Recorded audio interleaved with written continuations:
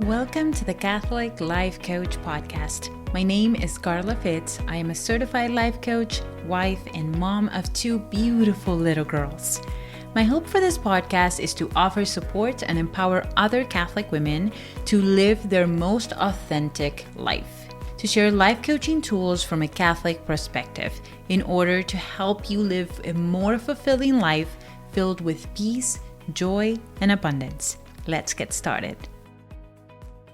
Hello, and welcome. I'm so happy to be here with you guys. I am always loving these podcasts and putting them together. And this episode is very dear to my heart because it is something that I have struggled with my whole entire life. And I still struggle with it because we're humans. And this is something that it is an ongoing trial and error for me.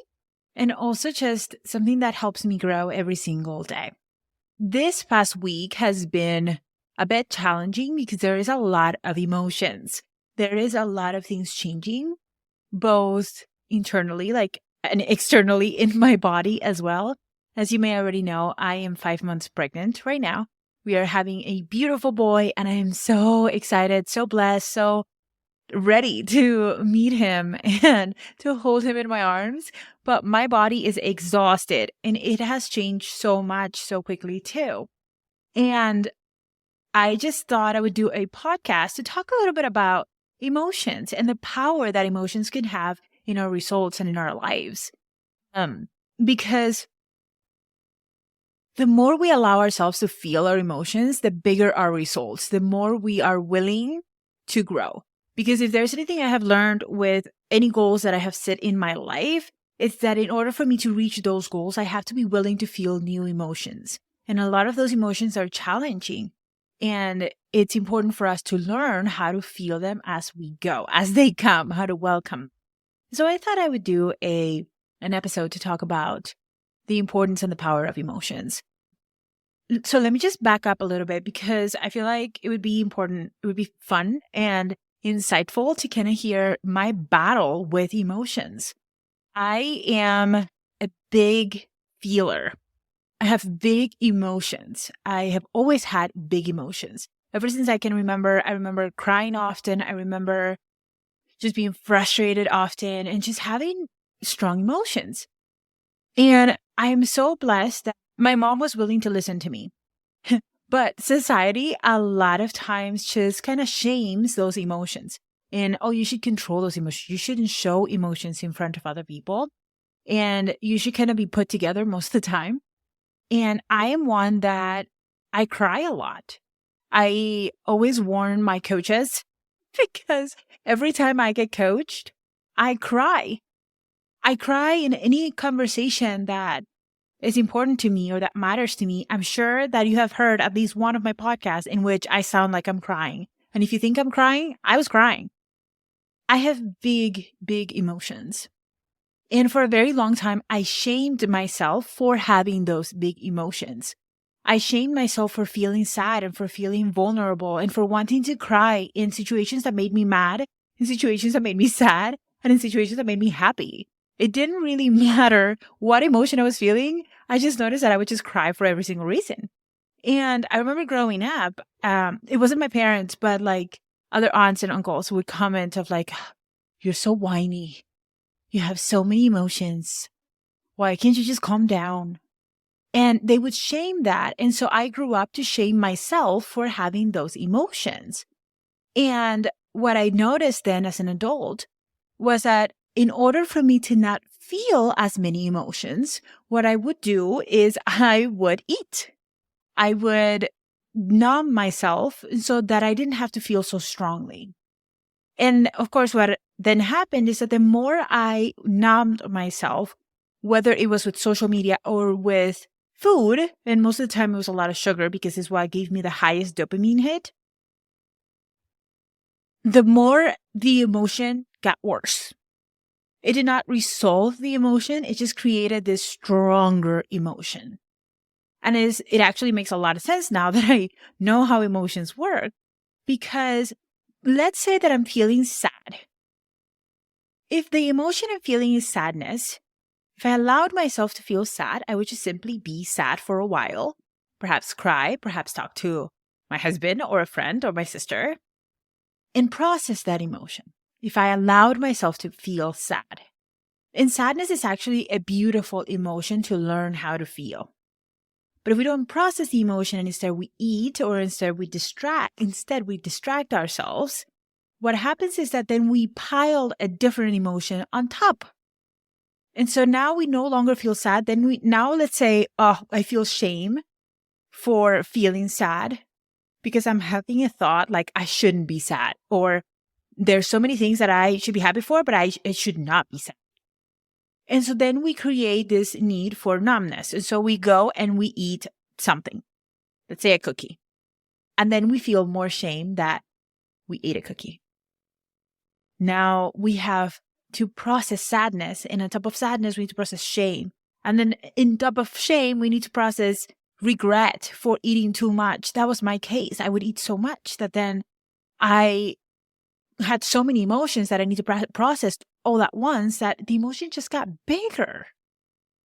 And the food would cause me to feel better for a few minutes, but then it would just come rushing back. And I would be so frustrated because it's like, why can't I get over this feeling of sadness or frustration, whatever the emotion was? Why is it that it doesn't go away? It doesn't go away because we don't allow it to be there, to exist within us. And it makes a lot of sense. There's no shame in if this is something that you're struggling with. It makes so much sense that we all struggle with this in one shape or other. Because we've been conditioned that having emotions is not a good thing. That we cannot express our emotions. And if we're not allowed to express our emotions or to show our emotions, then of course we would try to push them away rather than welcome them and nurture them and hold them tight like a little toddler and allow them to be present with us and to question, why are they here? Why do they need to be processed? And one of the things that I learned in life coaching was that we need to treat our thoughts and our emotions like toddlers. I have a 7-year-old and I have a 4-year-old. Both girls, both big emotions. Yesterday night, my 7-year-old started crying because she wanted my husband. And then this morning she cried again because she wanted to be with me. And this is something that I practice daily in welcoming their emotions, because if you hold them tight for just a few seconds, it goes away. They don't keep crying all day long. If you push them away, however, if I was to say to my daughter, oh my goodness, get over it, go over there to the corner and let me know when you're just don't come over near to me. I will not hold you. I don't want to have anything to do with you. My daughter would just completely melt down and get worse and need more attention and call for more attention. This is where tantrums come from. They come because we do not allow them in. We fight them. And this happens with each and every one of our emotions. So back in the day, going back to kind of what I went through with numbing emotions and not letting myself feel, what happened was I gained a lot of weight. Hey, my loves. Before we keep going on the podcast, I had some exciting announcement to share with you guys. And it is that I'm hosting a free workshop this coming Thursday, May 16th. It is a gift to us as women, and it is called Unhurried and Fully Alive. This workshop will teach you how to maximize your results in a way that is calm, aligned, and not in a hurry. And it will also teach you how to create your dreams from a place of abundance, and joy, and peace. It's going to be so much fun, and I cannot wait to teach everything to you guys. It's going to be a super fun hour. We will come together in Zoom. And one of the things that I have found life-changing is learning the process of growing into the person you are trying to become. And part of that process is enjoying our life today while looking forward to what is still to come. So if you are interested to join me in this workshop this coming Thursday, May 16th, all you need to do is check the link in the description to sign completely free, and I cannot wait to see you there. All right, now let's go back to the podcast. I gained 100 pounds over the course of, I want to say 2-3 years. It happened very, very quickly. because I wasn't feeling. I would just eat and then eat some more and then eat some more. I never got to a point of like full on binging, but it was very, very, very close. And I knew that I had an issue. I knew that I had a problem with food and I didn't know how to fix it. And so I tried a bunch of diets like keto and paleo and low carb and exercising a ton, trying to do more, trying to add more to my plate. And all that did was create more emotions, more exhaustion, and I didn't know how to process them. My life entirely changed when I learned the power of processing emotions instead of pushing them away. So what happened when I found out is that as soon as I allowed those emotions to be there, and I allowed myself space to hold on to them for a second and nurture them, then I was able to not need food to comfort me because I knew I had my own back. I knew that I could hold space for those emotions, that I didn't need food to comfort me. I was comforting myself. But in the process of comforting myself, quote unquote, I found out that there was someone else with me in that comforting, and that is the one and only God. I noticed that once I emptied my cup from the pleasure of food, I wanted more of Him. I wanted something more meaningful. And what's something more meaningful in our life? That is not our faith. That is not our relationship with God. And God started filling my cup day by day, minute by minute.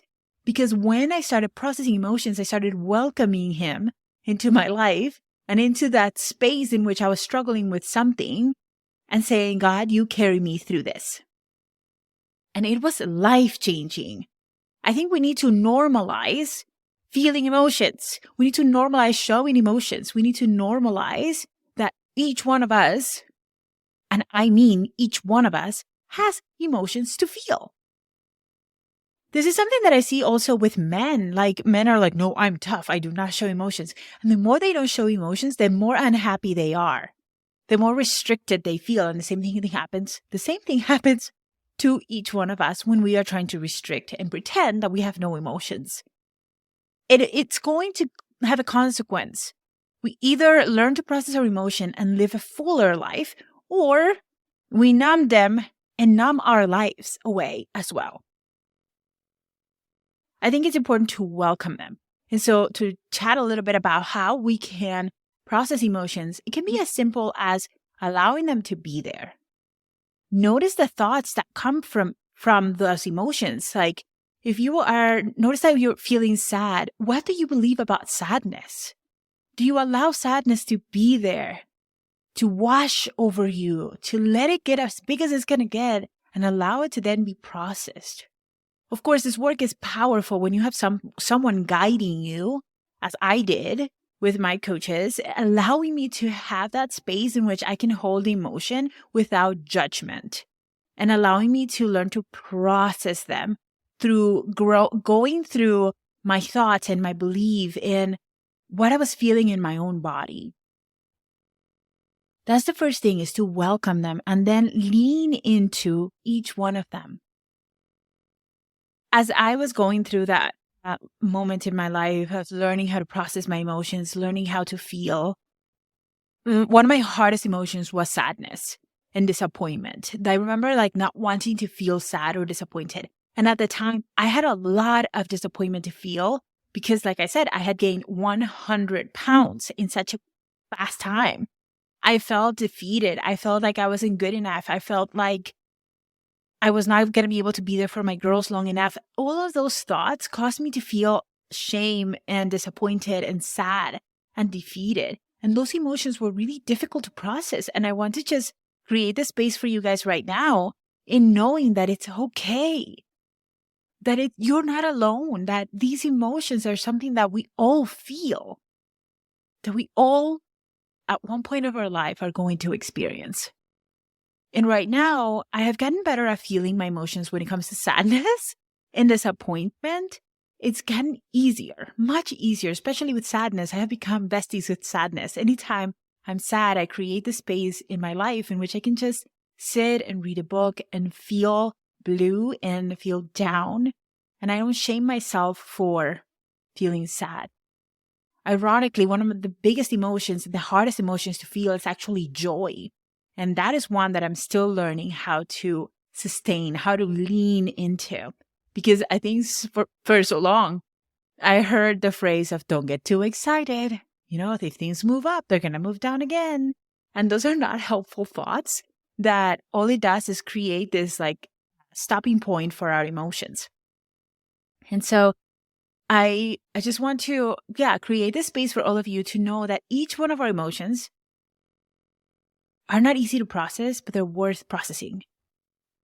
That our life can change entirely if we allow space and allow an understanding and normalizing that, of course, we have emotions, that, of course, they're welcome, that, of course, they're not going to feel great for a little while, and that you're going to have to learn to feel them in your body and process them. But the fullness of life that comes from feeling the full spectrum of our emotions is huge. It's so freeing. I used to think that my freedom would come by changing my circumstances, but instead what I found is that the moment that I allowed myself to feel and to be alive, fully alive, that is what it means to be fully alive, is to welcome our emotions and to be present with God in each one of them. Because there is going to be moments in which we're super excited, aligned, and joyful. And then there's going to be moments in which we're sick, feeling horrible, or we lose someone, and we're going to have very strong emotions.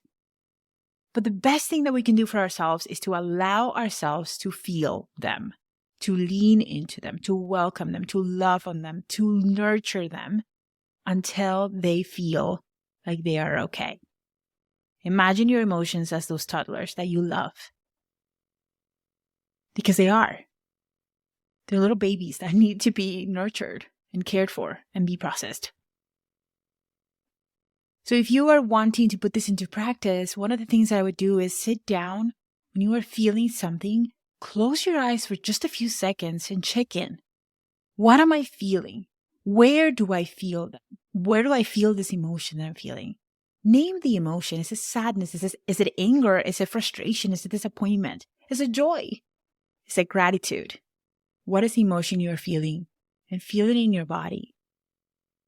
And create a new narrative of what it means to be feeling that emotion. Practice letting go of shame because of your emotions. And instead, practice leaning into those emotions and feeling them. And if you guys want help doing this work, please reach out. I'm here for you. You know that. And I am sending you so much love as you do this work. I know it's not easy, but it is worth it. And once you learn how to master it, how to welcome those emotions, it is life-changing. It's so freeing. And you're going to be living a full, authentic, fulfilling life. And I am so excited for that, for each one of you. I'm sending you all so much love. I hope you have an amazing week. And God bless. If you are ready to dive deeper into life coaching from a Catholic perspective, then make sure you schedule a free consultation. The link will be in the description. This is an opportunity for you to work with someone who will empower you and support you in all of your endeavors. This is a journey, and being together and working with someone who believes in you is life-changing. So if you're interested in growing and creating